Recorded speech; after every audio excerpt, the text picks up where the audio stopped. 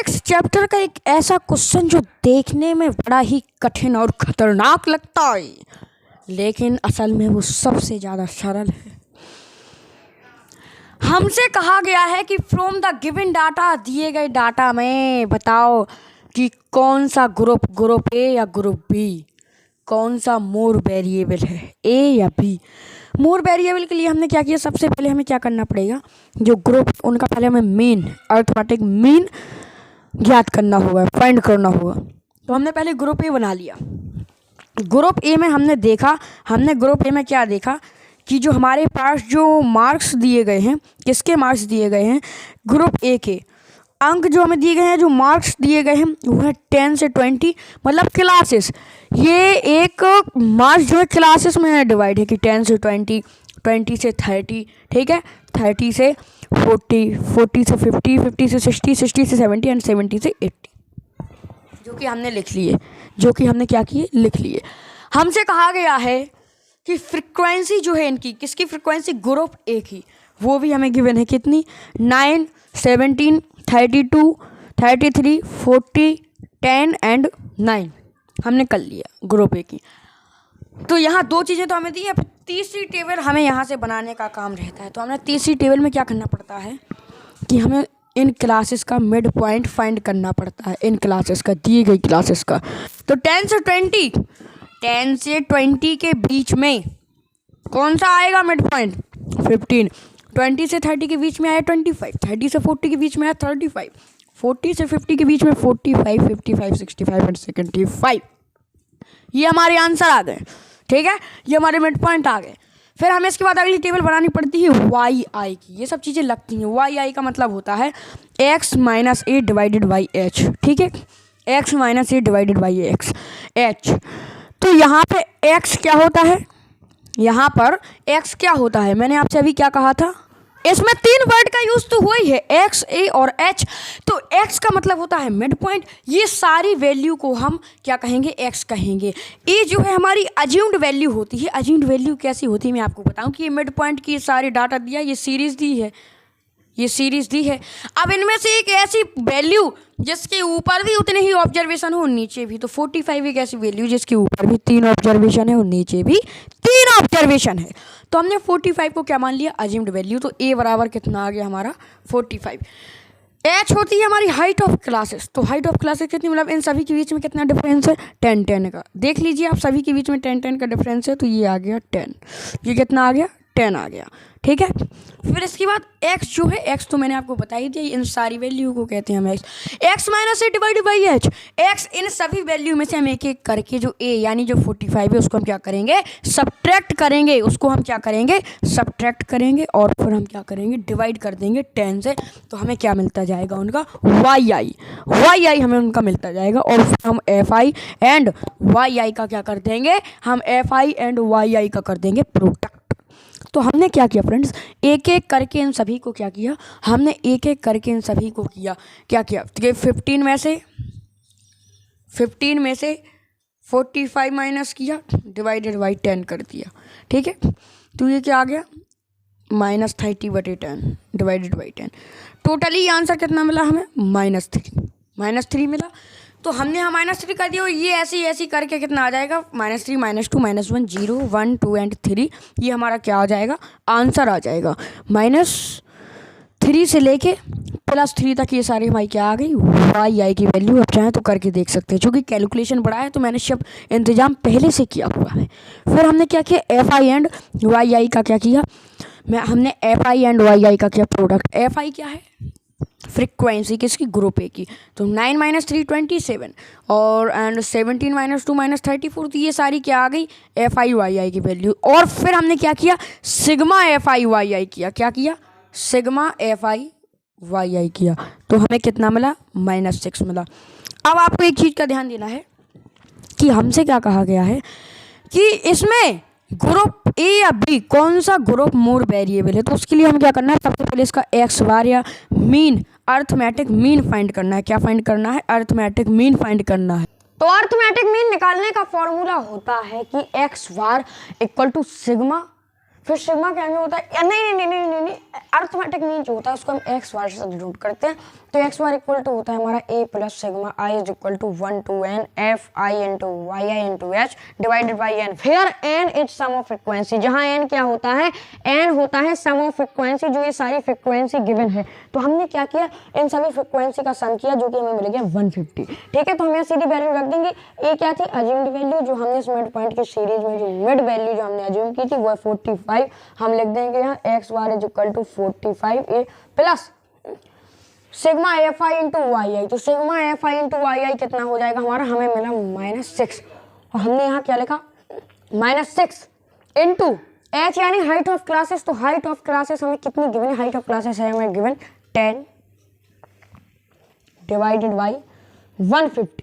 150 क्या है हमारा n, जो कि सम ऑफ फ्रिक्वेंसी। अब हमने क्या किया, ये 0 से ये 0 कैंसिल हो गया, फिर हमें क्या मिला 45 -6 डिवाइडेड बाई 15।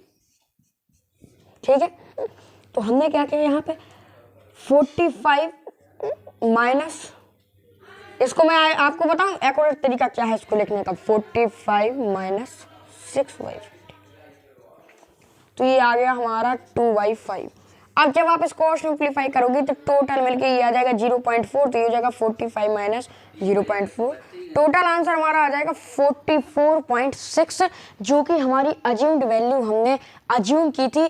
तो हमारा क्या आ गया, मीन का फॉर्मूले से हमने क्या फाइंड कर लिया, इसका मीन फाइंड कर लिया। तो ग्रुप ए का मीन हमें कितना मिल गया 44.6, इसको हमने कर लिया एक डिब्बे में 1। तो एक्स बार की value of x bar of group A कितना आ गया 44.6, इसको हमने कर लिया डिब्बे में 1। अब हमें क्या निकालना है, ग्रुप बी का मीन निकालना है। तो ग्रुप बी का मीन हम कैसे निकालेंगे, उसके लिए हम करेंगे फिर से टेबल तैयार। ग्रुप बी में भी सब कुछ एज इट इज ही है, उसका मीन निकालने के लिए भी हमें वही फॉर्मूला लगाना पड़ेगा। और देखो उसकी क्लास मार्क्स यानी क्लासेस भी सेम है। क्लास कितनी है 10 to 20 से लेकर 70 to 80 तक, यानी कि हाइट ग्रुप बी में भी कितनी है 10 है। तो आप अच्छा ये छोड़ो, ये बताओ कि मीन निकालने के लिए क्या निकालने के लिए, एक्स बार निकालने के लिए हमें यहाँ भी वही फॉर्मूला लगाना पड़ेगा, A plus sigma I is equal to 1 to n into of F I Y I into H divided by N. ठीक है, तो आपने ये फॉर्मूला लगाया, तो आपको यहाँ कितने की वैल्यू चाहिए, ए की वैल्यू चाहिए यहाँ। तो हमने सबसे पहले क्या किया, क्लास लिखा, फिर यहाँ भी उनकी फ्रिक्वेंसी लिखी। यहाँ लेकिन उनकी फ्रिक्वेंसी चेंज हो गई है, यहाँ इनकी फ्रिक्वेंसी ये है कुछ इस प्रकार है कि 10, 20, 30, 25, 43, 15 एंड 7। ठीक है, तो ये क्या आ गई फ्रिक्वेंसी। अच्छा, और इन फ्रिक्वेंसी एन की वैल्यू यानी कि sum of frequency of group V कितना आया 150 आया। तो हमें यहाँ क्या मिल गया 150 मिल गया, किसका sum of frequency sigma F I. तो हमने क्या किया कि एफ आई की वैल्यू हमें क्या थी, ये फ्रिक्वेंसी दी थी, तो हमने इसका सम निकाल लिया। फिर हमने क्या किया एक्स यानी मिड पॉइंट, मिड पॉइंट किसका, क्लासेस का मिड पॉइंट, जो कि हमने कंसीडर किया। कितना कंसीडर नहीं किया, वो तो है ही है कि यहाँ भी सब 70 से 80 तक वही सारे मिड पॉइंट रहेंगे, 15, 25, 35, 45, 55, 65 एंड 75। फिर हमने क्या किया वाई आई, जो कि बहुत जरूरी है मीन निकालने के लिए। वाई आई का मतलब होता है x minus A divided by H, जहाँ ए क्या होती है, एक अज्यूम्ड वैल्यू होती है जिसे हम मिड पॉइंट के डेटा या सीरीज में कंसीडर करते हैं। ये बिल्कुल मिड में होती है, जिसके ऊपर और नीचे सेम ऑब्जर्वेशन हो। ठीक है, तो हमने क्या किया कि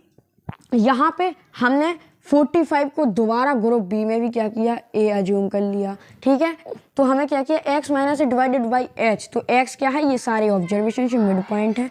ए क्या है, वो अज्यूम्ड वैल्यू है, डिवाइडेड बाई एच, एच यह है हाइट ऑफ क्लास, तो एच है 10। जो इन सभी का डिफरेंस क्लासेस का क्या है, बीच का डिफरेंस 10 है। तो हमने क्या किया कि यहाँ पे एक ए अज्यूम तो कर लिया, फिर उसके बाद हमें ये सारी मिड पॉइंट की वही वैल्यू मिली जो हमें ग्रुप ए में मिली थी, -3 से लेकर +3 तक।